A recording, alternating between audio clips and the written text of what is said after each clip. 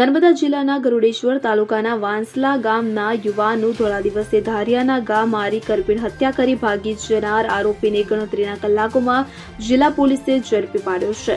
મળી આવતી માહિતી અનુસાર ગરુડેશ્વર તાલુકાના વાંસલા ગામનો 40 વર્ષીય યુવાન ભીતેશ અમૃત તરવી ગામની બહાર મુખ્ય માર્ગ પરથી આવતો હતો કે જેની કોઈ અંગત અદાવત કે કોઈ કારણસર આ ભીતેશને મારી નાખવાનું પૂર્વ આયોજિત કાવતરું કર્યું હતું અને બપોરના સુમારે આ ભીતેશ મુખ્ય માર્ગ પર હોવાની માહિતી મળતા અજાણ્યો ઇસમ હાથમાં ધાર્યું અને પેટ્રોલનો કેરબો ભરીને સંપૂર્ણ તૈયારી કરીને આવી ભીતેશ તરવીને ઉભો હતો. ત્યાં જ કાંઈ પણ કયા વિના ઉપરા છાપરી 3 ઘા ગળાના ભાગે મારી ઘટના સ્થળે કરપીણ હત્યા કરી દીધી હતી અને પેટ્રોલનો કેરબો લઈને પેટ્રોલ છાંટી મૃતકને સળગાવે તે પહેલા નજીકના સ્થાનિક લોકો દોડી આવી પથ્થરો મારતા હત્યારો બાઇક લઈને ભાગી છૂટ્યો હતો. ત્યારે આ હત્યારાને શોધવા પોલીસે ટીમો દોડાવી હતી તો ઘટનાની ખબર પડતા SDPO Kevadia Sanjay Sarva, Garudeshwar PI Arun Gamit, LCB PI RJ Chaudhary, SOG PI Y A Sirsath સહિત ટીમો દોડી આવી હત્યારાને ગણતરીના કલાકોમાં પકડી પાડી જેલ હવાલે કર્યો હતો. જો કે હજુ પોલીસ દ્વારા આવા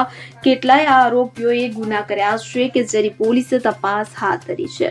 જે આ પ્રકારે જે મર્ડરનો જે બનાવ બન્યો છે એ ભાણદરાથી ગરુડેશ્વર જવાનો જે રસ્તો છે તે રસ્તો નેશનલ હાઈવે 56માં આવે છે. તો આ હાઈવેની બાજુમાં જ જે મૃતક હતો તે પોતાના ખેતર પર જઈ રહેલો હતો. તો એ જ દરમિયાન જ્યારે પોતાના ખેતરની સાઈડ પર રોડ પર જ પહોંચે છે ત્યારે નેશનલ હાઈવે 56 પર જ રોંગ સાઈડમાંથી આરોપી પોતાનું બ્લેક કલરનું પલ્સર બાઇક લઈને આવે છે. તેને ત્યારે પોતાના ફેસ પર મતલબ કે મોઢાના ભાગે એક કપડું પણ બાંધેલું હોય છે. તે પોતાની ઓળખ છુપાવવા માટે આરોપી આ રીતે રોંગ સાઈડમાંથી આવે છે અને જેમ ભોગ બનનાર જે મૃતક વ્યક્તિ છે જ્યાં ઊભો હોય છે ત્યાં જ આવીને તેના પર તે ધારિયા વડે પોતાના જે મૃતકના માથાના ભાગે, ગળાના ભાગે અને છાતીના ભાગે હુમલો કરે છે. અને એ ઘાના કારણે જે મૃતક છે જે ત્યારે જ ઘટના સ્થળે જે મૃત્યુ પામે છે. ત્યારબાદ આરોપી તરત જ ત્યાંથી ભાગી જાય છે. પોતાની આ જે ઘટના હતી એને અંજામ આપી તે પોતાનું બાઇક લઈ ત્યાંથી હથિયાર સાથે ત્યાંથી ભાગી જાય છે. ત્યારબાદ પોલીસને આ ઘટનાની જાણ 100 નંબરથી થાય છે.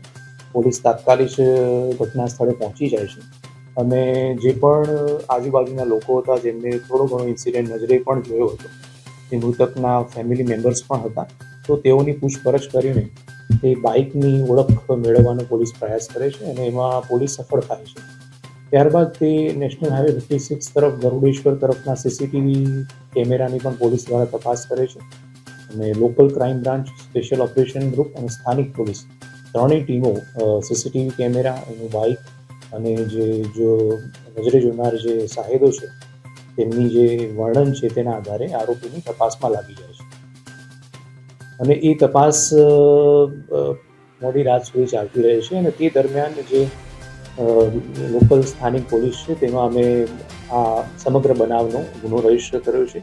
ભારતીય ન્યાય સંહિતાની કલમ 103 અને ગુજરાત પોલીસ એક્ટની 135 કલમ મુજબ અમે આ હત્યાનો ગુનો રજીસ્ટર કર્યો છે અને જે ગુનાવાળી જગ્યા છે તેને સિક્યોર કરી ફોરેન્સિક ટીમને ત્યાં અમે વિઝિટ પણ કરી છે. ફોરેન્સિક ટીમે ત્યાંથી જે એવિડન્સ છે તે પણ કલેક્ટ કર્યા છે અને જે મૃતક છે તેનું પેનલ ડોક્ટર્સ દ્વારા પોસ્ટમોર્ટમ કરવામાં આવ્યું છે, ઇન્ક્વેસ્ટ પંચનામું કરવામાં આવ્યું છે અને ત્રણેય ટીમો જે આરોપીની શોધખોળમાં લાગી હતી તેમને મોડી રાત્રે આરોપીને ધરપકડ પણ કરી લીધી છે.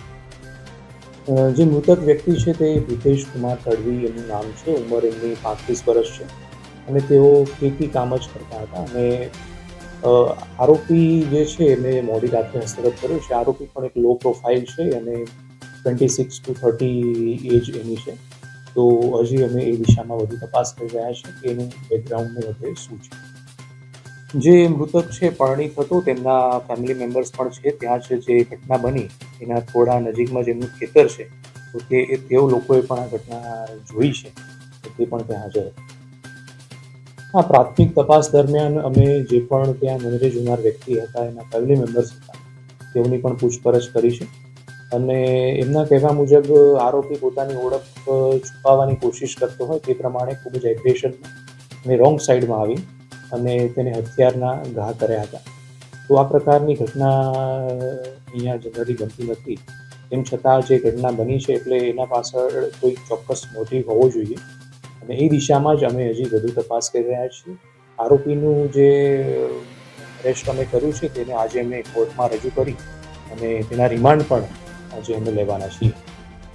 હા, પ્રાથમિક દ્રષ્ટિએ જે રીતે આરોપીએ હુમલો કર્યો હતો અને જે બાઇક લઈને જે રીતે આવે છે, જે ભોગ બનનાર વ્યક્તિ છે એનું સ્થળ એને ખ્યાલ હોય છે, તો આ તમામ વિગતો પરથી એ જણાય છે કે આરોપીએ ઓલમોસ્ટ આ પ્રી પ્લાન કરીને જ મર્ડર કરેલું છે.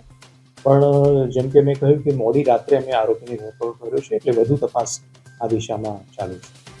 આરોપી છે એ રોંગ સાઈડમાં જે વેપન સાથે લઈને જ આવે છે, વેપન એ પોતાના હાથમાં જ પકડેલું હોય છે ને એ રીતે જ બાઇક ચલાવતો આવે છે અને પોતાના કામને અંજામ આપીને એ પાછો જતો રહે છે અને વેપન પણ એ સાથે જ જોડે લઈને. જ્યોતિ જગતાપ સાથે સીન 24 ન્યૂઝ રાજપીપળા. હવે જુઓ દેશ દુનિયાની તમામ ખબરો તમારી આંગળીના ટેરવે. ઉઠાવો મોબાઈલ અને ગૂગલ પ્લે સ્ટોર પરથી ડાઉનલોડ કરો અમારી CN24 ન્યૂઝ મોબાઈલ એપ.